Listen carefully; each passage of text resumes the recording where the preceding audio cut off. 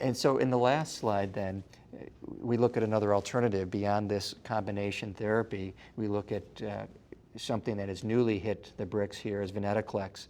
It's almost good for what ails you, it seems, in so many heme malignancies. But this is a phase 1/2 study of venetoclax plus low-dose cytarabine. And the low dose in Dr. Wee's abstract here was 20 milligrams per day, daily for 10 days, I believe. Correct me if I'm wrong on that. This was for patients with untreated AML who were older. They had a reasonable performance status and adequate organ function. You see the most common grade 3 or greater AEs, as was expected, would have been cytopenias, febrile neutropenia. There was some evidence of tumor lysis syndrome, as we do see with this agent, though. And the table on the right, I think, is really telling. With this combination of therapy, CR or CRI is in 54% of patients, which is very encouraging for this combination. And then the duration of a full remission, 14.8 months for those with a CR. And you can see down the line for variations of the types of CR, somewhat less. One of the most interesting things to me relates to the prior case that was presented is the impact on patients with what we consider high-risk genetics, not really responsive to traditional chemotherapy. We have patients in this small study with P53 mutation. They had 3 out of 10 with a remission. Patients with an IDH 1 or 2 had a 72% remission rate, FLT3 44% CR rate, and NPM1 even higher, nearly 90%.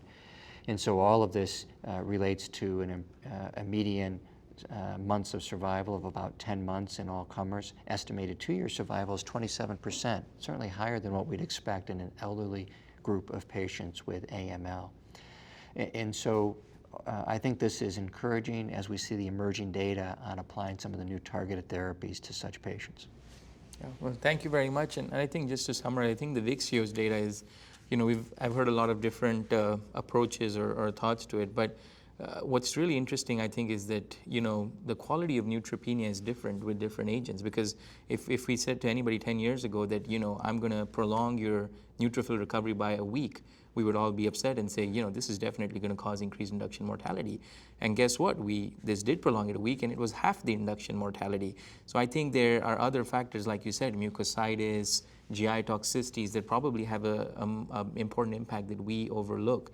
And I think that this is good data, and I think the FDA did a very good job in getting this approved. The other thing we heard initially when the data came out was that people said, well, the CR/CRI rate of 47% seems lower than I can get with 7+3.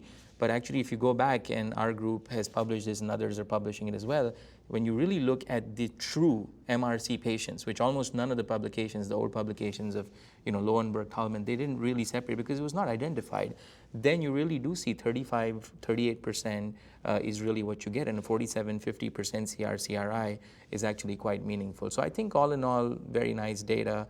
It'll be very interesting to see how we can combine this with other agents, and of course there will be dose reductions, etc. But yeah, again, we have a lot of nice options in this population.